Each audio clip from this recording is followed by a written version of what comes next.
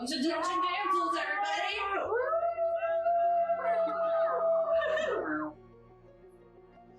This is episode 45.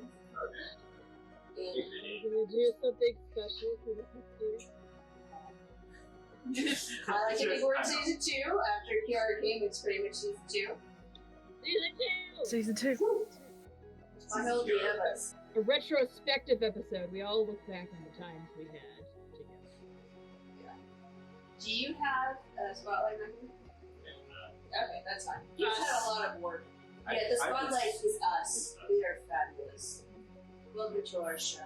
It's so small. Welcome. Other creators, but go check out D&D creators on Twitter.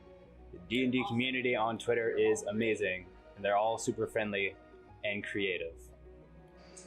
Yeah, we usually do a little spotlight for one of the indie creators or something. We love artists at one point, and we love indie creators. And Serena went somewhere, so, and she's back! Yay! And she's muted. Oh. I'm here. Yay, she's back. Hi. Okay, alright. There's a relocation happening somewhere nearby. Okay, we'll just do some introductions, you know, because not everyone's watching our show. My name's Symphony. I am the GM of this game. Mckenna, who are you? I am Mckenna, Luna, and she's kind of having a bad time. She's going through a lot, you know. Lost her druid powers, became a werewolf on accident, rediscovering her faith. A lot of things going on. Kristen. Hi, I'm Kristen. I play a monk named Keonthi who turned into a death cleric. Long story. But yeah, she used to be a real big clean freak, but now she's just very tidy. Character development, we love it. She's a multi-class. Yeah, multi-class. Cleric monk. It's not a compulsion, just a habit. It's just a way of life. Michael. It's kind of a wet blanket, but I think we're just rolling with it. Alright. Hi everybody, I'm Michael. I play Elendriel. I am the green druid of the party, and my character development is I went from not wearing shoes to wearing socks. We've come so far. Because we have gone so By season I'll never 3, wear hiking shoes, boots and a scarf. never. How can I feel the dirt beneath my feet? Final season, Crocs. It's like, I really like these shoes. They're really stylish. I'm never getting those out of her Crocs, though, that's for sure. Serena. You play Kiara.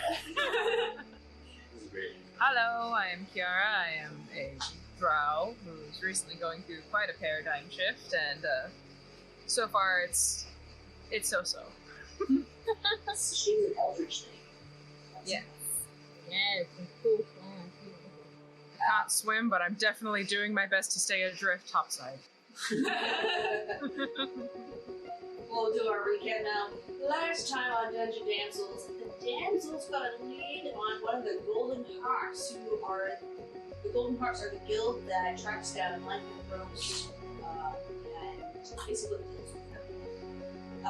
He's been located in Texas, which is a growing town in the Lychester Kingdom. Luna is rather loath to go there for fear of an old, jilted, and dangerous lover. With nowhere to go, Luna remembers her father's ancestor worship and decides to try and trade her ancestors from the past. With that, she's plummeted into a vision of her grandfather and other relatives. They swap her in feelings of reassurance, and with an invigorated spirit, she heads out to Jackson with her friends. They decide to take a magically powered carriage that is driven by an old man named Don. Magic card. Yeah. With them, they have Eravan, who is a druid. He is Tarina's brother. Tarina was a past player who perished. And Gold Flavor, she left her name. And then we have Order, who is Keonthe's brother. And then we have Lucius, who is Kira's uncle. So it's a big family get together. Together, all 7 of you clambered into the cart carriage. Some of you just riding on top. And during the ride, there's this rousing game of Truth or Dare. My new favorite game. Never played this before. I love it. And then you guys decided to settle down at this campground that had some like minor woman settled down. And, once again, you turn to your ancestors with the hope of some more guidance and a reassurance of what you're doing. So you're just sort of walking out with kind of just flying on faith right now. I know my dad's coming for me, and that's your dad's coming, not when or where, how. You just know he has his wolf with him, that's all I know. Yeah. And this time, the person who answered her call was her great-great-great-great-grandfather, Lionel, as you call.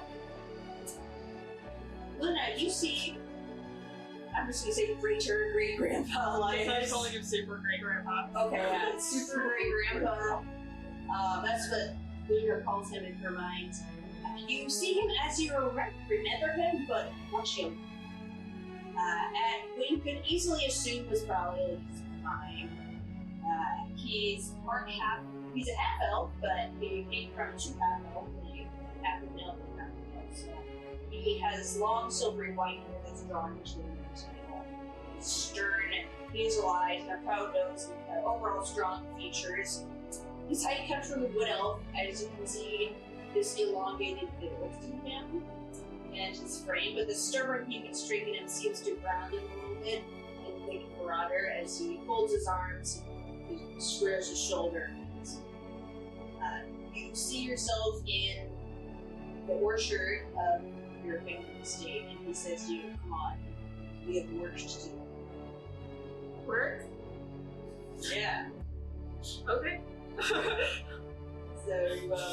remember him as a stern fellow in your earlier days in life. You follow Lionel through the apple orchard and notice that the grounds seem different, younger actually. The trees aren't as tall, the grass has been more untamed, and you glance around the family grounds only to see 1 mansion, not 2. The abode that your grandmother currently resides in is the only one that is standing.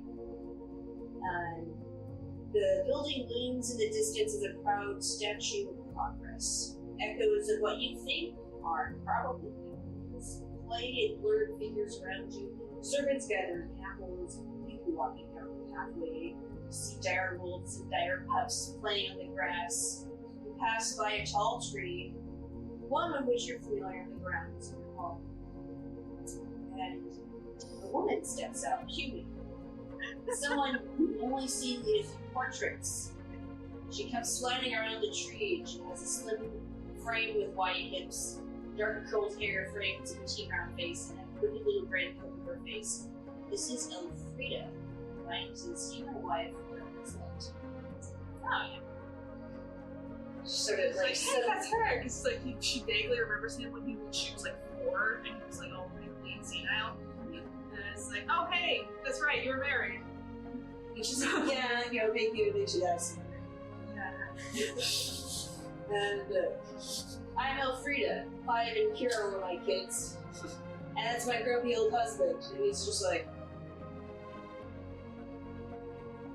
well, we're training you today for several 3 days. She kind of looks at where the line is, and he just shrugs, like, the times here are a bit different. You'll be able to spend time here, and I'll only need a few hours back for you.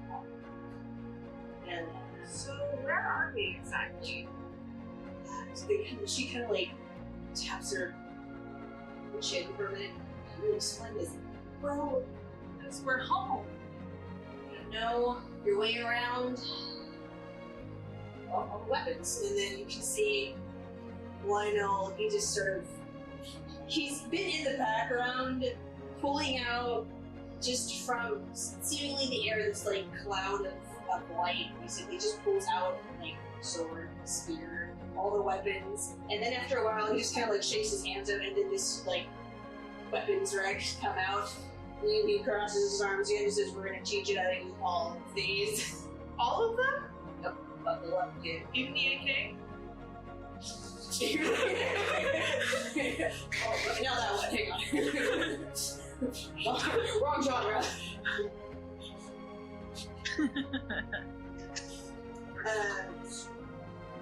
Frida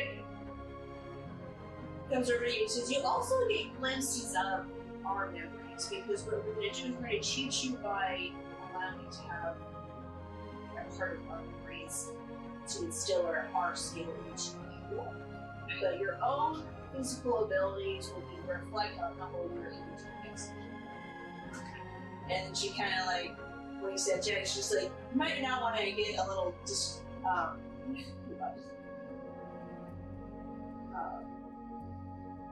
yeah, they're training. You'll also get a glimpse of our own memories to reinforce the skills. I don't think it's a free pass. You can't get away with being lazy. But Frida gives him this look and he backs off. Don't worry about it. You'll pick it up. The training will also forge a bond between you and us, and the new one will be forged to make you another training montage with our ancestors. This will accelerate the learning. Just don't mosey around our other memories too much. You might see something you wish you had. Lioness and I didn't let age keep us from fun. That's enough. That's enough. If she wants to get lessons on that, she can learn it from Wilhelm and Nelda. We know there's certainly one on enough hunting trips. He just holds out like a sword. Let's get started. And she's just like, I really would have like places for these names, but I know about them. Okay. Yeah, and like with as you spend time with them, you gain better knowledge of like who these people are. And actually, I have a list here. Wilhelm and your family is long. Hang on, yeah. Wilhelm is they're Nelda. Wilhelm and Nelda were another pair of your ancestors. They was Linus' son. Yeah, Linus' son Wilhelm, and they were Wilhelm and Nelda went off on hunting trips, but they weren't hunting, frankly. And it became a bit of a family joke after that to go on hunting trips. And so before you is this array of fine weapons, sturdy short sword, sublime and light rapier, steady spear, Linus only starts. She grabs the biggest one. So that would be the spear. Or unless you want to do like I mean, she's not going to use it in her life. She's not strong enough, but okay, so yeah, you go with the spear. And then Elfrida and Linus spend time teaching you how to use it. Usually like for a little bit of fun. And so they kind of came down to like, Elfrida would give you the footwork, and then Linus would show you how to like hold the hand grips, and like slashes. okay. Yeah. And we'll have you do a skill check. Okay. Do I get guidance? Yeah, the DC is forward. Like that. That is no. Is that plus anything? That's fine. It's just like how you were learning it. And at 12, like the spear is kind of unfamiliar. Like you're familiar with like a scimitar and like maybe like a quarterstaff, but you're not used to the idea of like thrusting forward with a long weapon. Like that's kind of foreign to you, so it takes you a little bit longer than you anticipated to learn how to like adjust your weight as it goes forward. And the next thing that happens is Elfrida says, "All right, let's take a break." She pulls out a bow. She hands one to you. Okay. Do you think she would have any sort of like embarrassment or regret because of her ranger test? Yes, she would. She would just kind of like flash back to that and like how she just wasn't able to like get her form right. Yeah, memories of your failure to the ranger test come to mind. old wound so old you forgot it was there. Shame overcomes you. And, how do you react to this? Maybe we can start with something else. And Elfrida looks at you. She's like, hey, it's okay. You know, I saw with the bow and, you know, we're gonna learn. But I tried to learn it before, and that didn't work out. And Linus comes over and she's learn out. Hopefully your like comes over and fixes you. And then Elfrida's like, stop it. She's like, just drop that. Let me see what we can.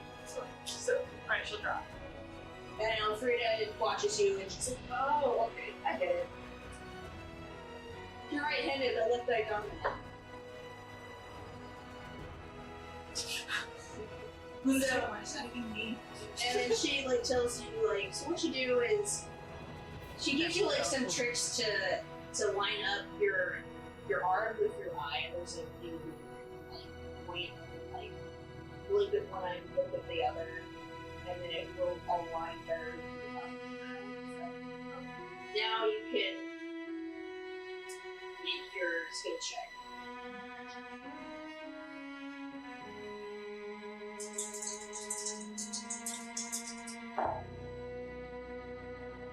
Is that plus anything? What'd you get? 6. Okay. So like you spend like a long time on the bow and trying to figure out like what's going on with it. And part of it is that because your arm is still like physically wounded, like worn out with it, you have like It's like the one that's supposed to be like the strong one, that kind of strong one. Yeah, either way, it's going to be a strength, strengthening your arm, and so like that's where you're kind of struggling. So Elfrida says, it's all right. We'll come back to the bow, and she explains that it's probably just because your arm is injured and long. And you go through some more training. You go through all the other weapons, and you are handed this rapier. Hold it in your hands. You feel about this rapier. She kind of like flips it around a little bit, and like that. I guess like tosses it around in her hand because it's like got like holding it from the hands. She's like, that's kind of neat. She's getting kind of excited about it. Yeah, It's like kind of sparkly, I think. Yeah, you can see like Linus kind of just like, which is like his form of like approval. And Elfrida says, okay, yeah, let's here we go. So roll with advantage with Rick.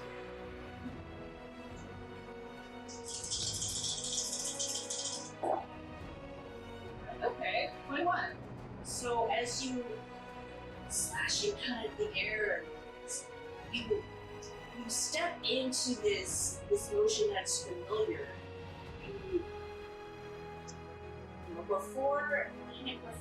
When you did these training montages with the others, with the bow and the spear and the other weapons, you would see glimpses of Elfrida's and Linus's memories. You would see Linus walking the shield, coming on his feet. You would see Elfrida twirling the dagger and loading the bow. And then you get this memory that isn't either of theirs. You remember, like, you see this brief memory of you think it's you, but it's not you, and it's with this rapier, and you're clashing. No, you're sparring with a partner who is this handsome Catholic guy, and then he laughs, and you apparently have like this good experience with sparring with this person. You're familiar with them, and the memory fades, and you think that's a little odd because you're like, that feels like your memory. Did he look like somebody I might have seen in a portrait?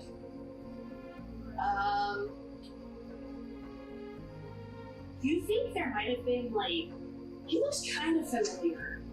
You're not 100% sure who this person is. You can't place him. You just know you see it. And then you come back and return to your training. Finally, you, one by one, learn the art of each of the weapons. So now you have proficiency in martial and simple ones. And Alfredo smiles and says, "You actually not okay, okay." My line is, yeah, good progress. And you collapse onto the ground, just exhausted from this. The light behind them glows more intensely until it's blinding, but not in like a painful way, just that it sort of fades. It's like a TV. Yeah. And you hear the words echoing, we are always with you. And then you snap awake. You wake from your dream. You're in the camp, you see your friends. Your body is wet with sweat, which is kind of gross, and it's like, it's a warm sweat, like you've been exercising, which is weird. I'm pretty sure you have clothing. Your mind reels with this newfound knowledge, and you stand on wobbly legs to grasp the scimitar that you're used to. Swing with this newfound ease. You twirl it in your hand, deflect an imaginary bow. In the middle of the cart. Well, I mean, I thought you guys were camping outside. Okay. Yeah, This is a funny. like, you can't. She didn't even Whoa! in the cart. Like, 3 people could probably sleep or like lie in the cart. I feel like Lena would be sleeping in the cart, but James, I'm sleeping on the top. Okay. Sleeps on top of the cart. Stairs, guys. So you're in the cart. yeah. Okay, then. You're I like guess- there. What do you do when you wake up? Like, I she'll kind of like be taking a deep breath and like just feel like, wait, like kind of that feeling when you have a really long dream, yeah, and then you wake up and then you're like, wait, it's only been one night, yeah. and I'm like, but it feels like I've been alive for so much longer. Like, she'll kind of like, she will pull out her scimitar though, and I feel like she's up on one of the seats and like there's somebody on the fluids on the seat, sort of thing. Yeah. So there's not somebody like right next to her. Yeah. And so she's kind of like, Yeah, there's this scimitar around a bit. ease of motion that is really good. And then it just hits you. You're exhausted. You have a lot of exhaustion from having all that crammed into your mind.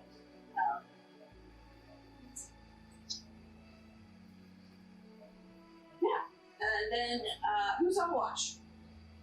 Does anyone want to be on watch? Because I can have one of you boys be on watch. Sure, I'll be on watch. Okay. Do you... It's like, Ellie would be eager to, like, get outside of the car. Because she was just like, magic car! Yeah, this is awesome! But then, like, after being, like, it's like, yeah, being on a road trip for, like, hours and hours on end, and I'm like, man, I haven't felt the dirt underneath my feet. No. Like, okay, I was excited about the cows at first, but now there's just cows. Yeah, exactly. It's exactly that. Yeah, there's just cow. At this point, yeah. First, I was just like, one, magic card! And now I'm just move saying, three. oh, the magic card. We get it. It makes glitter. Now we make a perception check. Yep. And I imagine Ellie would be sleeping outside. Yeah. Outside, there's Eravan is there's a campfire that's just embers right now. Eravan has actually turned into a stag and is sleeping by the fire. And you see Mortar and Lucius in a deep trance, just sort of like flopped on the ground. Like, Order kind of is just legitimately sleeping on the ground, so he is just. And then Lucius has actually like put out like a bedroll and like a pillow, and it's just like sleeping gracefully, like trancing gracefully. Is his hair in like a little ponytail down the side of his like, Yeah, he like braided it. Yeah. but it's still Oh, no, he has short hair.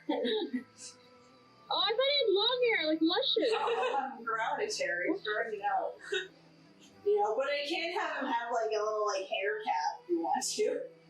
Yes! Look Hair cap. Or he does that cute thing where like they have little clips to keep their bangs out of their hair, just so that when you take it out, it's just so. Yes. Just so. He looks fabulous all the time. At all So, times. as everybody like settles 24-hour occupation to look this settles into the camp, I'm like, all right, I'll take the first watch. Been crammed in that cart way too long. I get out and I'm super ready, and I plop on the ground. I look out very determined like and fall asleep immediately as I roll a natural one in my perception check. Oh boy. Oh, I actually want to have a little bit of a talk with like Eravan and Ellie Okay. before you fall asleep. So like he's up and he's Okay. No. So this is he's up by the campfire. okay. And he's in his tower. Oh, okay. And you take the watch. He's just kind of up. Yeah. So what would happen is instead of like actually taking my one, I get distracted. I'm like, oh look, there's Eravan. And he's just, doing. He's not that old. He's not like. He's just, he's just poking the fire. And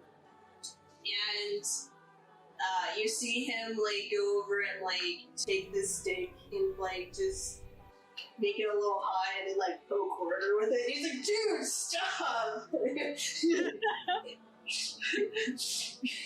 Order just like throws. He's like, throws a shoe at him. Go get her for sure. Yeah, I walk by and I'm like, boys, grow up. And then what I do is I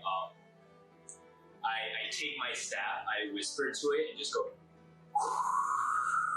As I cast Druidcraft, it just like made wind kind of like go into like Order's like ear and like just like bully his ear. Guys, Well, it wasn't me. I actually want to sleep. You're enough. You don't need to. I actually want to trance. It's just like, whatever. And he gets up and like goes to a shower or whatever. I don't know. He just goes and Finds a tree. there's like there are like kind of like little stalls for the shower. It's just like sad camping showers. Yeah. And after seeing this Eravan, right? Yeah, they're bad. After seeing Eravan do that little prank, I like giggle a little bit. I'm like, oh, I guess you guys do have a lot in common. Who, the Order? Well, you and Tarina. Well, Finds a tree. Really? And I get all excited and I like sit down like on my knees and I'm just like, can you teach me? well, it was when we were younger. My father wasn't as strict.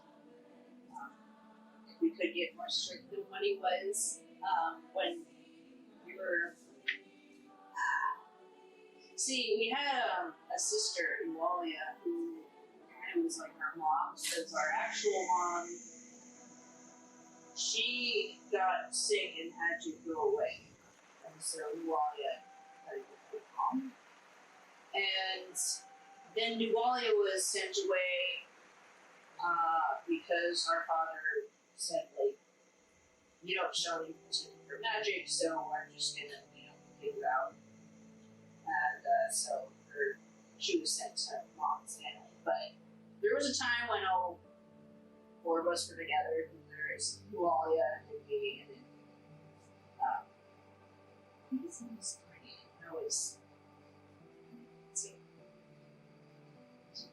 It's Theron. There we go. It's Theron. It's alright. We have a lot of TH names. Mm-hmm. Theron, and then Was Theron the one that was called Mary, or was that her? yeah, and we kind of like adopted one of the like guards kids that would come over. His name was Lucy. And so he was kind of keeping it on Christmas. Right? So, like, what we do is, like, a good one, this was the best one, like, we have some cows, and I thought it would be funny to let the cows into the manor. And the fun thing is that cows can go upstairs, but they can't go down. So our dad woke up from trance with a bunch of mooing cows in his house, and he was not happy. Good times. We got, like, we had to go on, like, druidic retreat for, like, 2 months, but it was worth it. Yeah. See Ellie vigorously taking down notes. Can go upstairs, not downstairs. Yeah, and then, like, Cows made great freaks. another one which we did this was awesome. Like, we did at one point have bees, so we don't really have that much anymore because over time father just let everything go. But when, like, mom was around to, like, actually manage the house, we had bees, and there's this groundskeeper that was this just grumpy old dude that just didn't like this. And he just would always cause problems, you know, he was just mean and old, you know. So what we did is I let the geese out, and there's 4 of them, and I just put one in my room, and then I painted the other 3, 1, 2, 4. So we spent, like, the whole day trying to find this 3rd goose. Here's in my room. So yeah. That was Tarina's idea. She always was cool. She was always smarter than people give her credit. Yeah. I didn't know France could be so complicated. It's just, there's so many layers. Yeah. So, who taught you?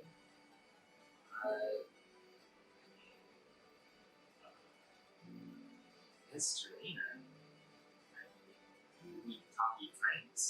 Oh, I mean, I was talking about children, but next year.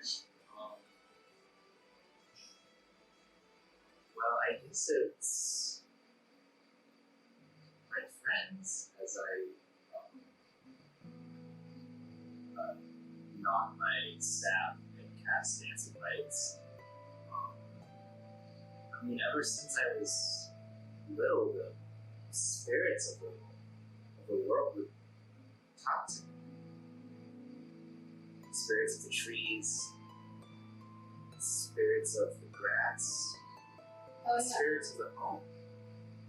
Yeah, you're a spirit caller. Yes. I mean,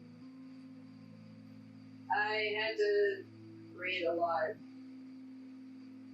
So I had, like, I had to read a lot of old druid books, and there's one of spirit callers because some people would grow, well, they would, like, forge bonds with the spiritual forest and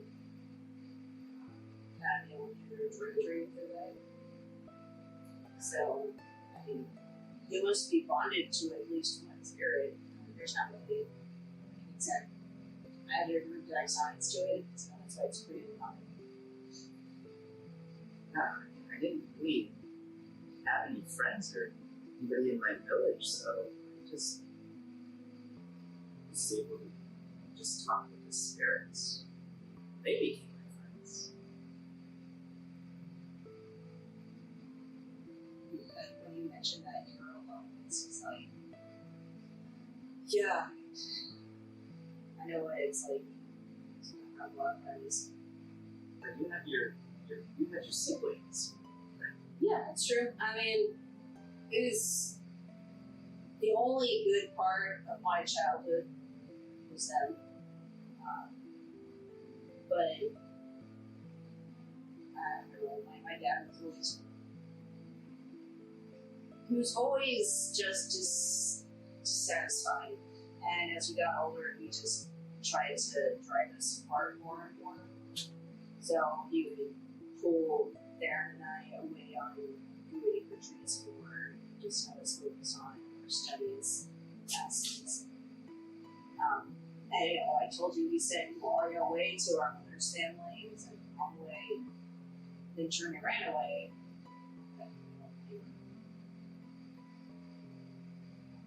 So I know what it's like to not have a lot of people. Well, now you have us as a family. You have Porter. You have me and all of my friends. I mean, we wouldn't risk our lives for nothing. To see you safe. Then you see that he like puts his head on your shoulder and says, I don't know if I'm family yet, but we're definitely friends. And honestly, that means the world to me.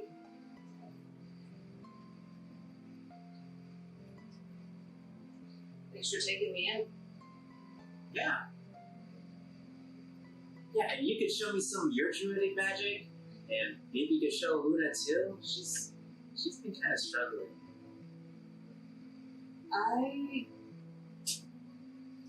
I'd be happy to show you my abilities, but I don't think Luna wants to see our druid magic. I can sense that he's like kind of like struggles as he tries to find words. I can sense the disconnect from. He kind of like gestures just to the ground. I can sense her disconnect. Like it was her channel of druidic energy was probably through one of the druid gods, because that's pretty normal. But whatever happened really abruptly. Like it's like uprooting a plant, and now she's in shock. And you can't just like replant the plant and expect it to do better. You just have to plant it. We can Please, Luna. We can reconnect her, right? I mean, if Chianti was able to find another god, then see why not.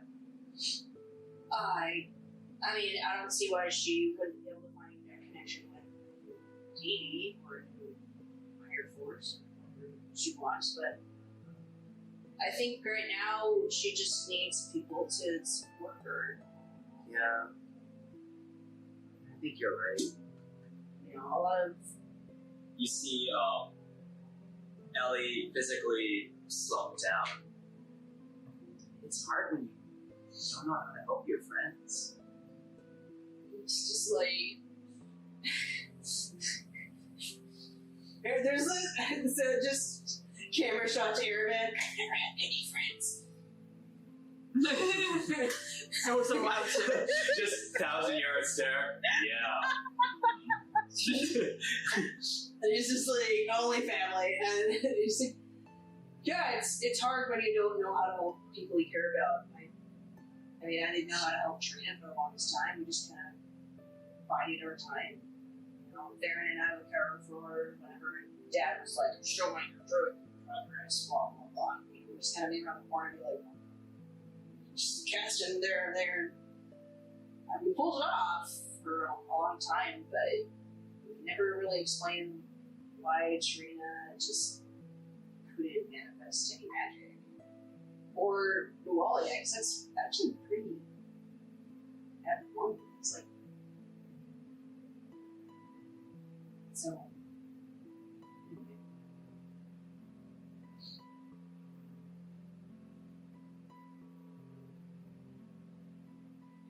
Just kind of like scratches her head. She's like, no. I guess we're there for her. He looks up at the stars and kind of leans back and says, I don't think we give her an answer. I think she just needs the time to figure it out. And the support circle to help her. I can't tell people which path to go on. Just catch it. Yes, she nods. She nods, nods. You just see. Yeah, and the night is calm, the stars gleam.